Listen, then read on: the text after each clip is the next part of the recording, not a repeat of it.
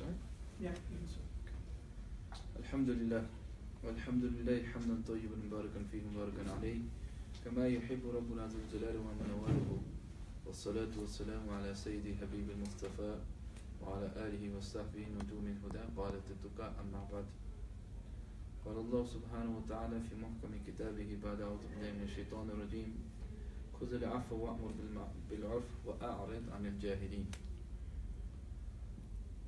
قال الله سبحانه وتعالى في مكان آخر قل هذه سبيلي أدعو إلى الله على بصيرة أنا ومن اتبعني.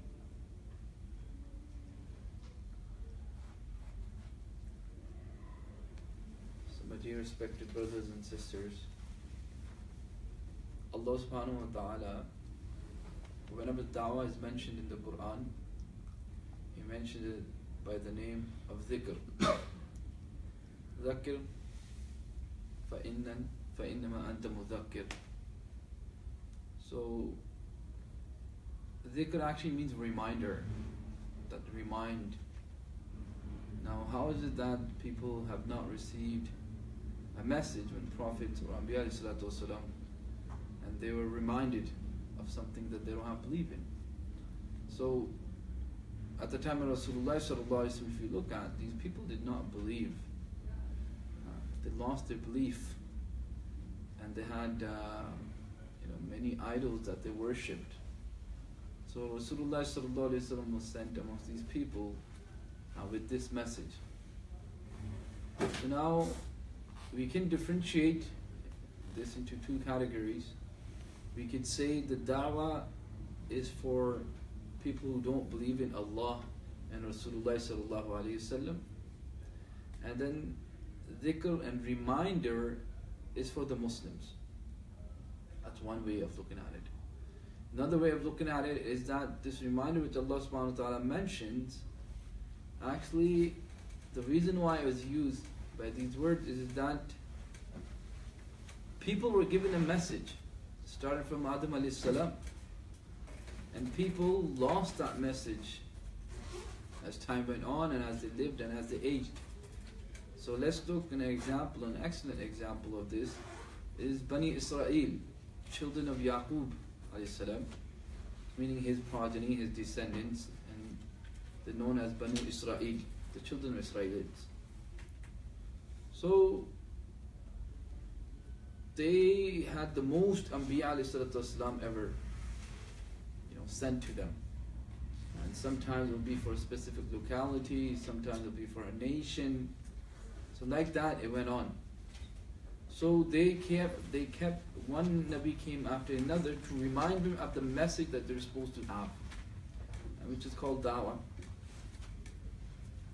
So like that, our Rasulullah sallallahu alaihi wasallam, when he received his message, and then when he went into the cave, and he was told, "Iqra," read this. So Rasulullah sallallahu alaihi wasallam was taught this message. We all know the hadith, famous hadith, where Jibreel alayhi salam grabbed Rasulullah sallallahu alaihi wasallam 3 times, and was able to read it at first, to say it at first, to repeat it at first, but soon he was able to do so by the power of Allah subhanahu wa ta'ala. Then he came down and he told Khadija radiallahu anha, this is what has happened.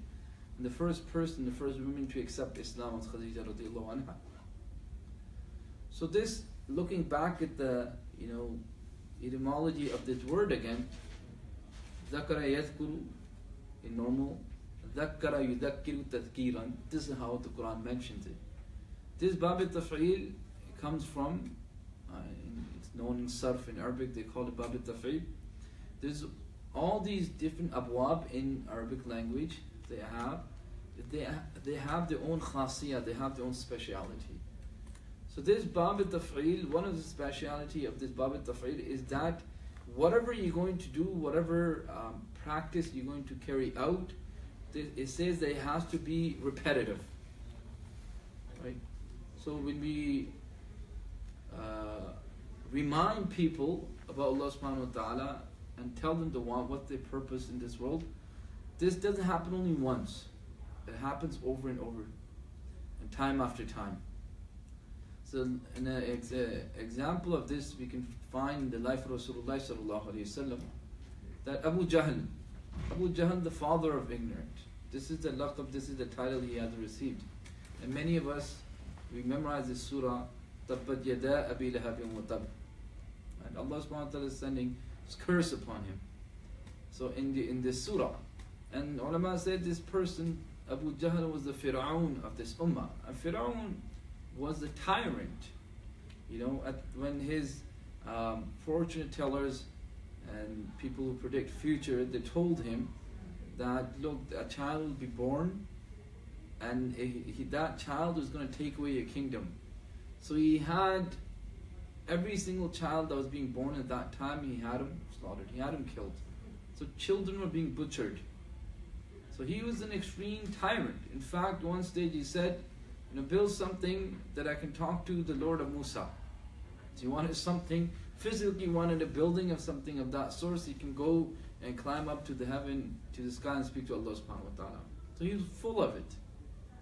It's ignorant. And he's seen so many signs of Allah subhanahu wa ta'ala, but he did not accept the call of Musa alayhi salam. So like that, Rasulullah sallallahu alayhi wasallam went to Abu Jahl's house so many times to give dawah that he said, look, stop coming to me. I will testify to Allah Ta'ala that you are a Nabi. But I won't accept you, but I'll say that you came with the message. I'll accept that. I'll fight on your behalf if you want me to. So this is, at once, there was this dark night, an extremely dark night, and it was, there was a storm, sandstorm took place, and somebody knocked on the door of Abu Jahl. And he said that today, whoever has come to me, I'm definitely going to give him something. Beggars used to come. People who were in need, they used to go to, kings and governors in their houses to ask for stuff. So he went.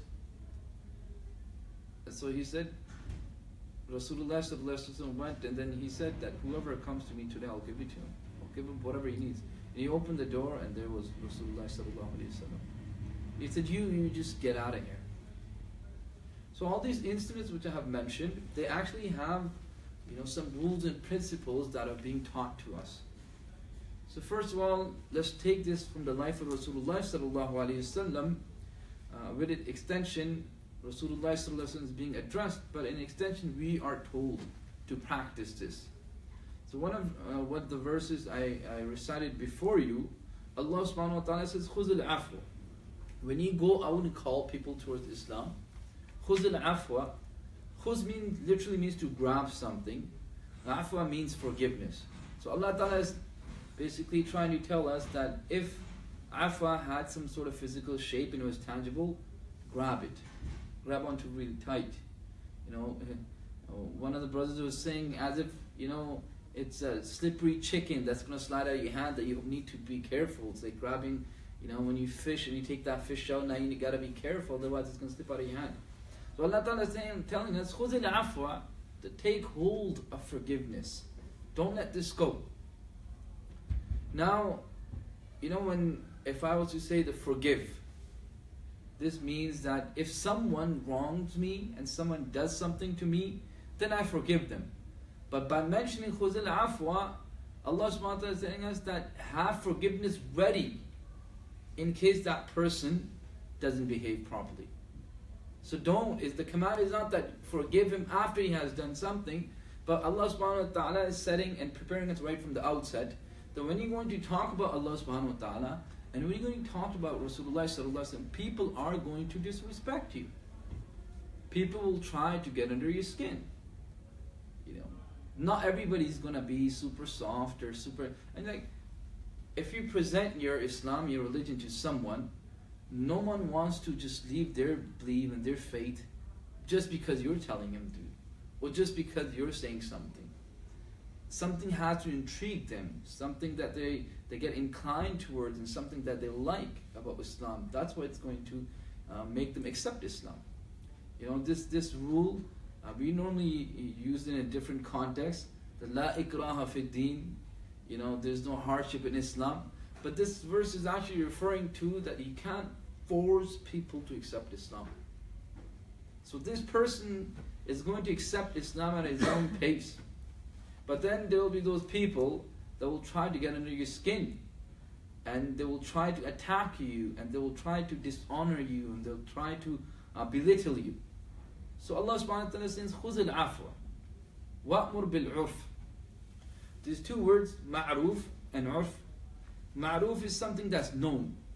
Urf is something that is in the norm of society. So when you speak to them, speak in easy language, and then speak to them normally, have a casual language. You know, what do they say? An argument wins the situation but loses the person.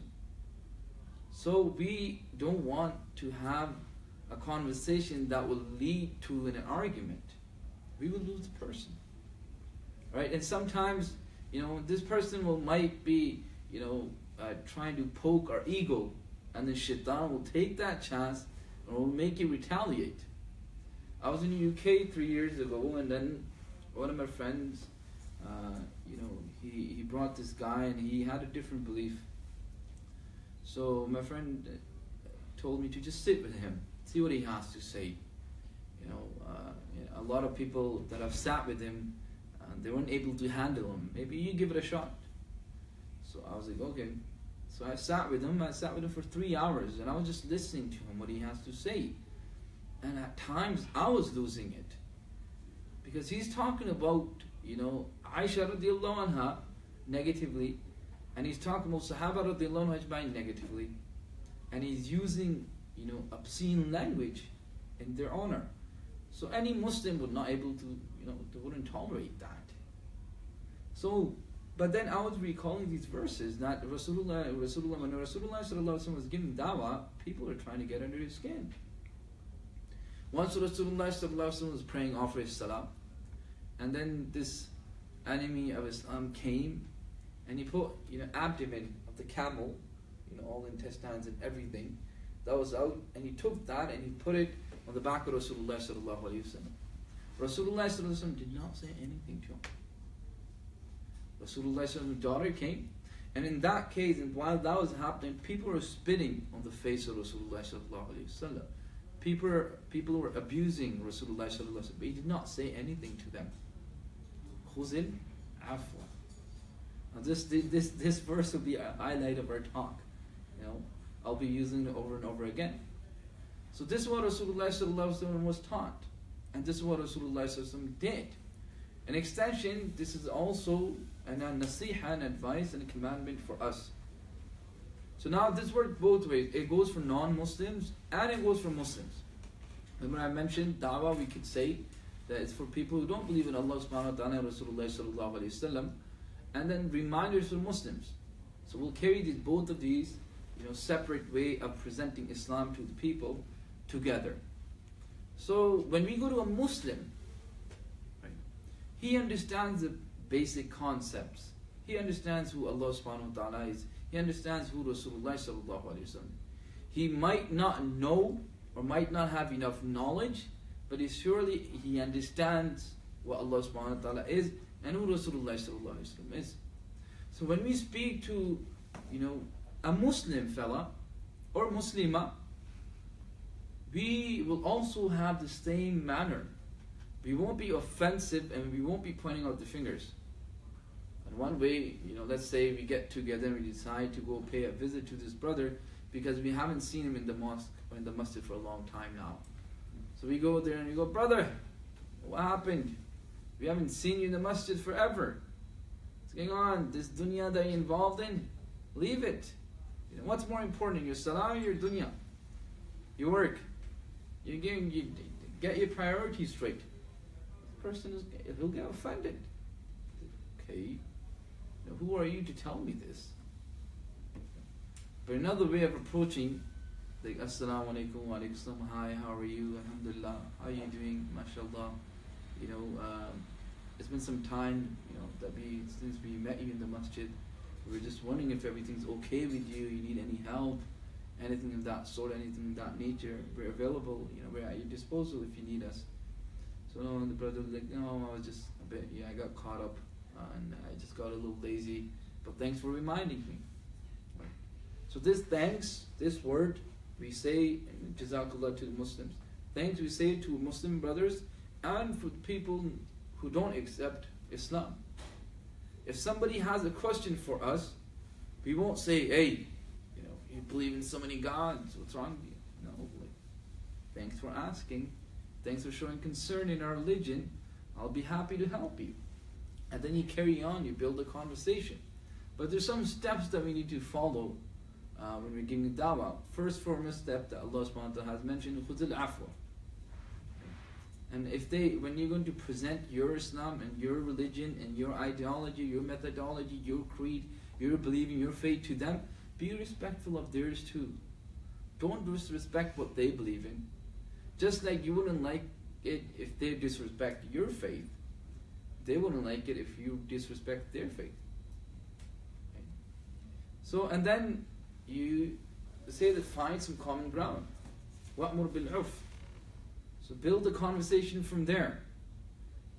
Let's say, hypothetically, it's speaking to a person who believes in Christianity. Hey, you believe in Allah, we believe in Allah. Right? You believe in the Prophet Isa, we believe in the Prophet Isa. The book, the scripture that you believe in, Bible, we also accept that. Right?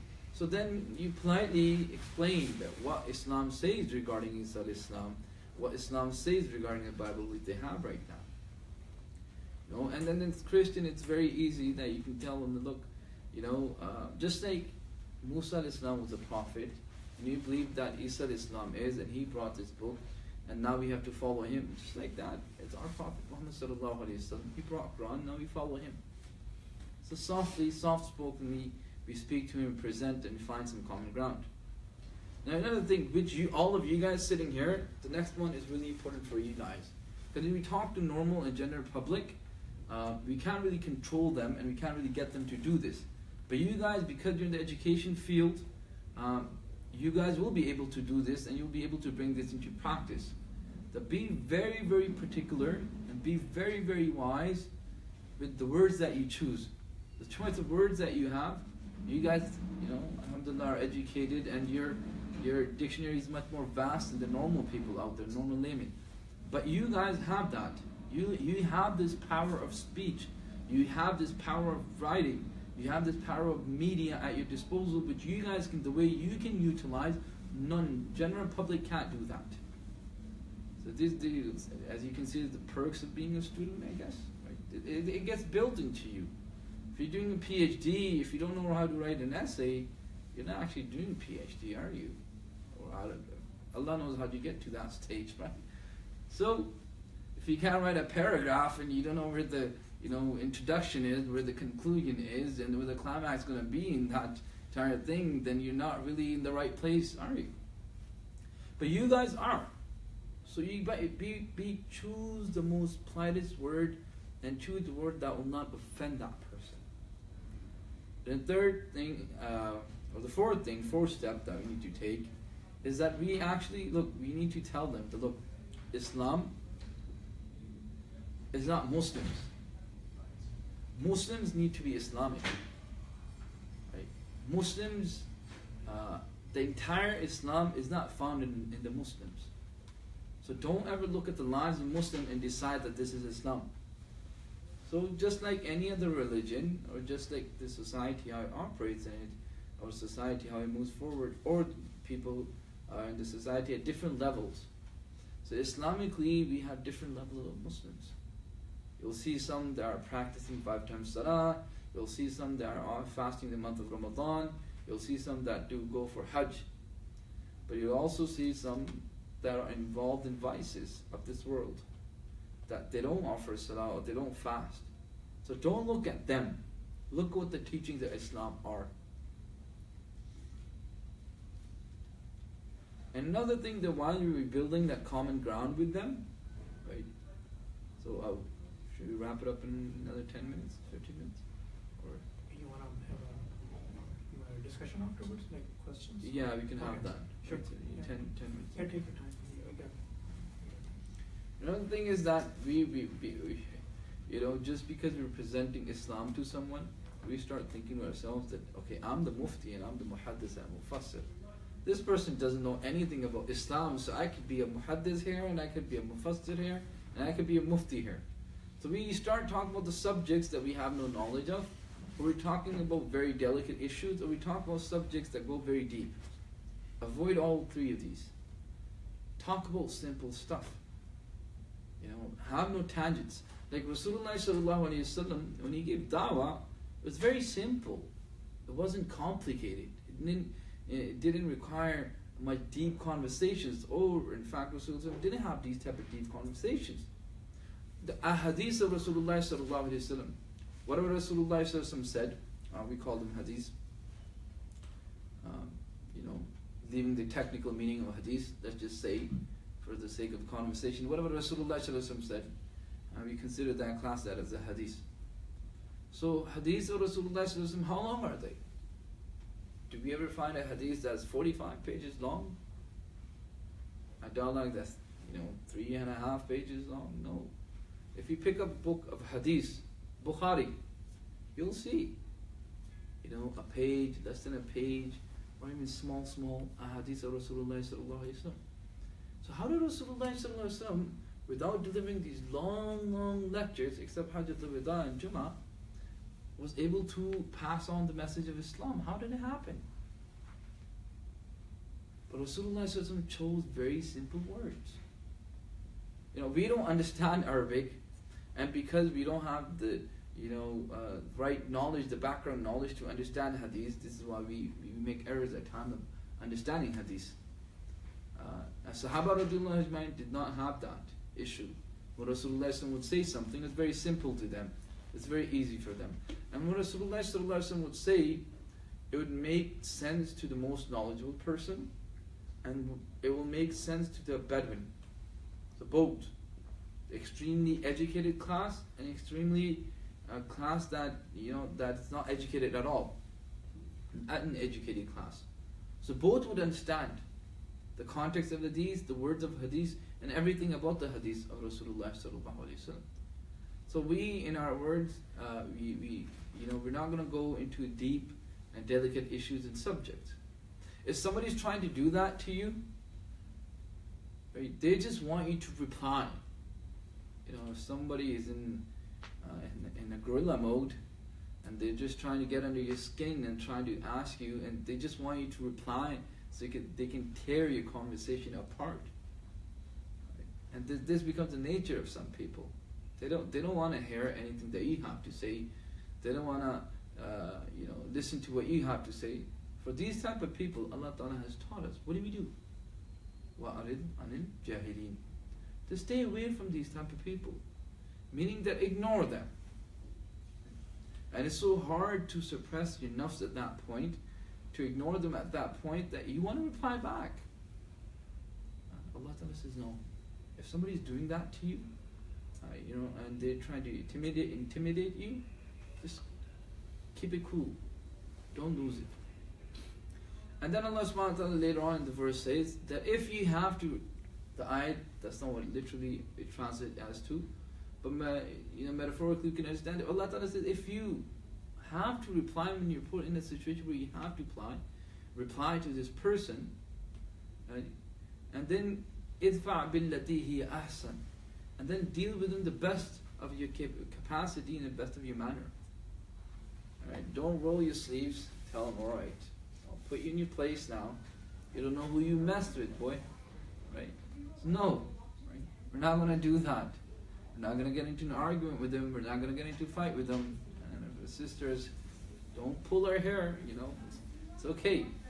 Right? I'm going to snatch all your hair out. No. So we have to keep it cool. Right? Yeah. And an example of this is that when you're playing tennis, long tennis with someone, you hit ball from this end and it goes to that end. And both of these sides are trying to get the ball across. And it's coming with force, it's coming with speed. So in Dawah, this is what's happening. You believe in Islam so strongly, and you believe you have your faith that you've held on to so strongly. This person has also done the same. But you somehow have to manage that how I can make him understand this. Just like in the long tennis example, I don't know if it's a great one or not, but you get the gist of it, right? So you kind of something like you, and one of the ways you have to do that. I'll give you an example. One of my teachers, he was invited for a talk, to give a talk at a funeral. And at that funeral, one of the ministers were there in one of the Muslim countries. So now he said, the person who's announcing, he said the minister will say a few words and then he has to leave. And then this alim thought to himself that if he leaves before me, his entire convoy will leave. Basically half of the crowd that's there will be gone. Then who am I going to speak to?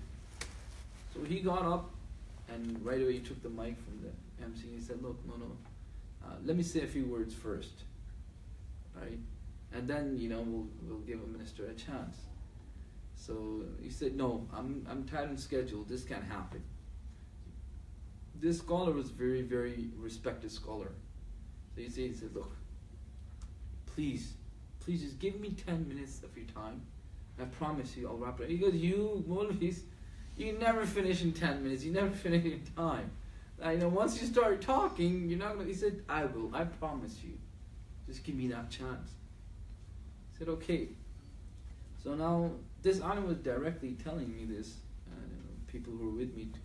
He said, now I started thinking to myself, I've convinced him, I got his time, about his time.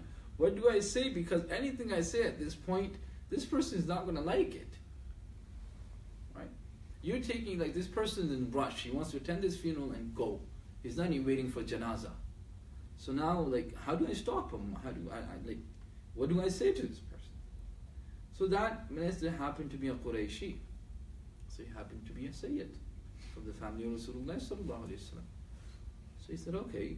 So he started talking about the family of Rasulullah sallallahu alaihi wasallam. He started talking about Hassan and Hussein. He started talking about Fatima radiallahu anha. He started talking about Ali radiallahu anha. And then, he went over 1 minute and he stopped. And he said, sorry, I said 10 minutes, but it's been 11 minutes. And Mr. said, no, you carry on. You carry on. And now he's surprised. He's like, what happened? This person was rushed. He gave me 10 minutes. I had to fight for those 10 minutes. Now he said, you carry on. So he goes, I carried on and I talked for another 45 minutes and this person sat there. This minister sat there. And later on he came to me and said that I really benefited from your talk. So we kind of have to be smart in situations. We always have to use common sense. Especially when it comes to Islam and presenting Islam, we kind of not use common sense, but we kind of only rely on Quran and Hadith. And if we can't think of a Qurani ayat, we can't think of an Hadith, then we're dumbfounded at times. Use common sense. Try to connect things together. I'm not saying fabricate stuff, but use common sense. You don't have to make up stuff. Another thing is, the last point that I'll end with, is that never be afraid of quoting anything from Islam, because we have everything that we can authenticate. Nothing in Islam is fabricated. No hukum of Islam is fabricated. No hukum of Islam which has been, which has entered Islam from people who don't believe in Islam. Right? People who don't believe in Allah. Every hukum that comes from Allah subhanahu wa ta'ala. So in fact, even what Rasulullah, the commandment that Rasulullah had passed on to us, those are also from Allah subhanahu wa ta'ala. Allah ta'ala says regarding Rasulullah sallallahu alayhi wa sallam in Surah Najm, وَمَا يَنْتِقُ عَنِ الْهَوَىٰ إِنْ هُوَ إِلَّا وَحْيٌ يُوحَىٰ. That Rasulullah sallallahu alayhi wa sallam, when he passes on these commandments and he passes on the ahkam of Sharia'h, they're not from himself. He doesn't come up with this stuff, and he doesn't, receive inspiration from somewhere else. But it is Allah subhanahu wa ta'ala that inspires him. It is from Allah that he receives this guidance. It is from Allah that he receives this nur, which gets passed on to us. So these are just roughly some of the steps that we could take. These steps that we try to come up with, they're not only or restricted to these steps. There's many, because there is not like there's no one single formula to live a life. There's no one single step to deal with everyone. Everyone's different. Everyone has different nature. Everyone has different mentality. Everyone has different level of knowledge. Everyone, comes with a different set of beliefs.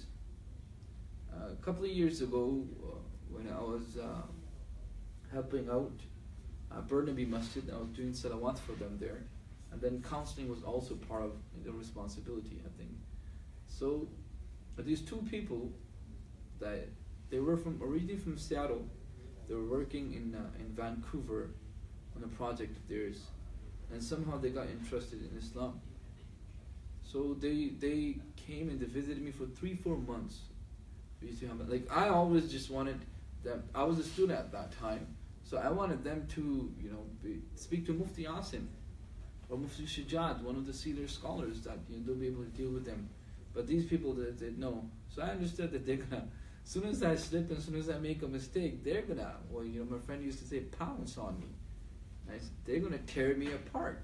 And these guys are really smart. So they used to come with their books and references and whatnot, and I used to be sitting there because we memorize the Quran and we can quote whatever we know and we can use the translation. So that's how it was. So what they had was a set of ayats from the Quran. They didn't know the Arabic, but they had the English translation. So they used to quote, like Dr. Zakir Naik, the verses like that. I was like, I don't know this kind of, the way you guys do. He's like, yeah, but you're able to recite it once we tell you where it is. But I said, yeah, well that's a miracle of the Quran. But you guys know the verses, and I said, you're so close to accepting Islam. I used to joke with them, and I tried and I tried and tried, and they tried as well, whatever they wanted to do. They're trying to convert the Imam of the Masjid to become one of theirs. I said, good luck. So they got stuck at one thing, and they never passed that. They said that Sharia'h, alcohol, is haram in this world. So how is it that it's going to be halal in hereafter? So how is that it's impermissible now, but it will be permissible? It has so many harms, and it carries, a person leads to so many vices because of this. So my reply was this though. There's two ways of answering this. One is that, when you're in the prison, you're in the jail, you're not allowed to have access to a phone. As soon as you come out, you're allowed to have that. You're allowed to use that phone with liberty. So the restriction is there. It's not outside. As the restriction is in the dunya, it won't be in hereafter. It's so hard to believe. And second thing, I said, look, you in your mind have thought the qualities of this alcohol and smell of this alcohol that we have the way it is in this world. I said, I've never tasted it. I didn't never smelled it, so I don't know what it is. So whatever qualities that it has in this world, you assumed and you think that it will, the Jannat, Sharab in Jannah will also have these qualities. I said, who said that? It doesn't say in our books, nor in the Quran, right?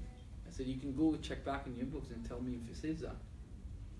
So what do what if that Sharab, the Khamr, it doesn't intoxicate you there?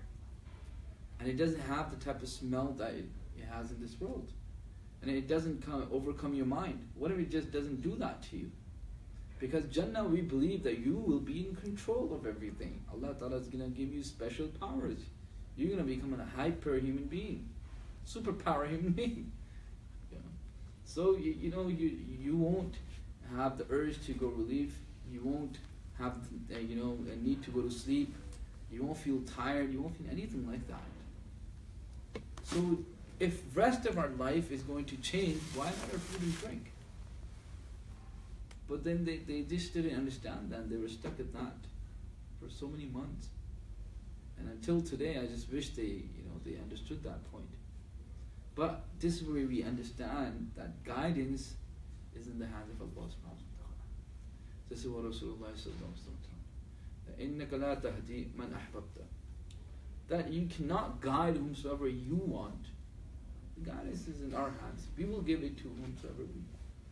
And then we ask, well, if Allah Ta'ala has control over guidance, then why doesn't Allah Ta'ala just give it to everyone? But if we, if we're going to ask that question, then we're failing to understand the hikmah and the wisdom of Allah Subhanahu wa Ta'ala. We don't understand, we don't have the knowledge that Allah Ta'ala has. Example of this we can understand and learn from the story of Khidr alayhi salam.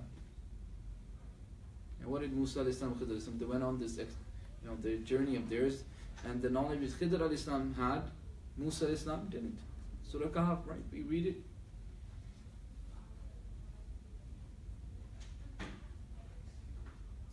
No, Surah Kahf. What's the surah before that? Surah Isra. Yeah.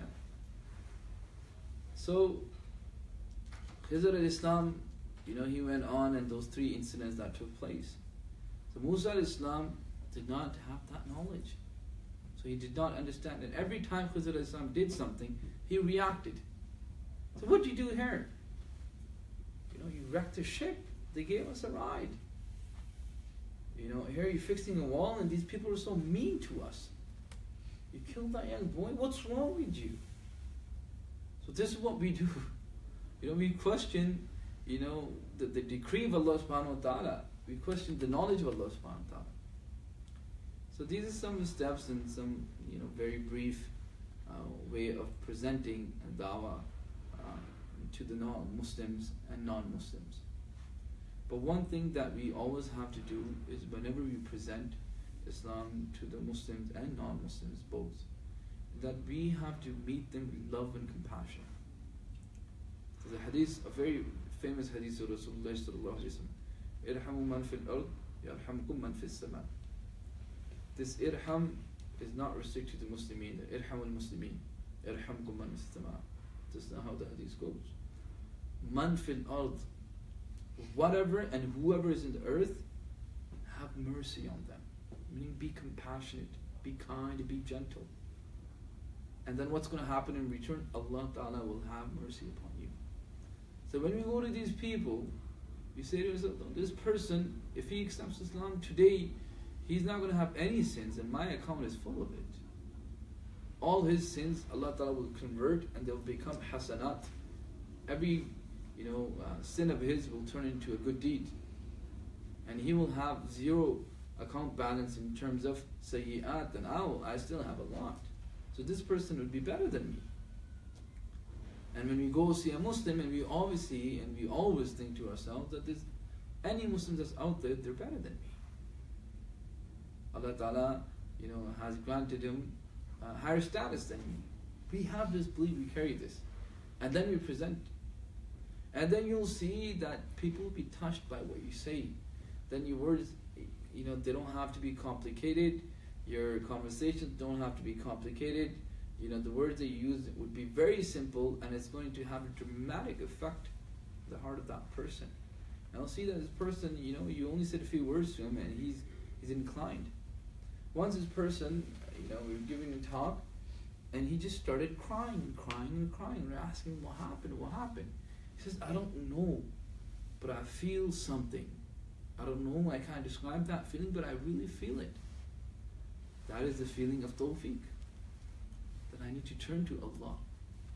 We a lot of time we heard this, we hear this word tawfiq. What is tawfiq? And one of the ways to understand is ability that Allah Ta'ala grants a person to do something. How does Allah Ta'ala grant this person, ability to do something? Allah Ta'ala puts it in this person's heart. So may Allah Subhanahu wa Ta'ala give us tawfiq and ability to practice upon, what we said and heard. First of all, give me tawfiq and ability, then all you guys give me tawfiq and ability to practice upon what's been said and heard. And if there's any questions or answers, we'll have that after the break, I guess. Yeah, so we'll have a 10-15 minute break because there's someone who needs to get the stuff. Mm-hmm. And then after that, we'll open the floor to discussion questions, or basically these questions that frequently are asked from non-Muslims. Okay? We'll turn it off and then continue afterward.